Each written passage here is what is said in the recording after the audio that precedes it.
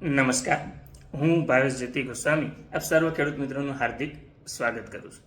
ખેડૂત મિત્રો, આજે આપણે વાત કરવાના છીએ ઉનાળુ મગ અને અડદના વાવેતર વખતે પાયામાં કયા પ્રકારના ખાતરો આપવા જોઈએ એ વિશે. હવે સર્વપ્રથમ રાસાયણિક ખાતરની વાત કરીએ તો રાસાયણિક ખાતરોમાં 12-32-16 કે 20-20-0-13 આ બંનેમાંથી કોઈ એક ખાતરને વાપરવાનું છે. જેમાં 12-32-16ને જો પસંદ કરવામાં આવે તો એનું 16 ગુઠાના વીઘે 20 કિલોગ્રામ જેટલું પ્રમાણ લેવાનું છે.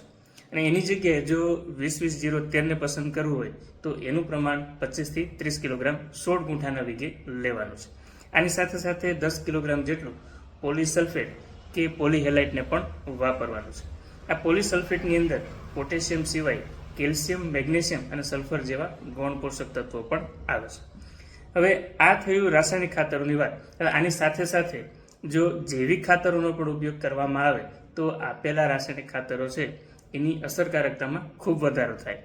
તો આ રાસાયણિક ખાતરોની સાથે સાથે આપી શકાય એવું જૈવિક ખાતર એટલે NPK કન્સોર્ટિયા, જે દાણાદાર ફોર્મ્યુલેશનમાં આવે છે અને રાસાયણિક ખાતરોની સાથે જ પાયામાં આપી શકાય છે.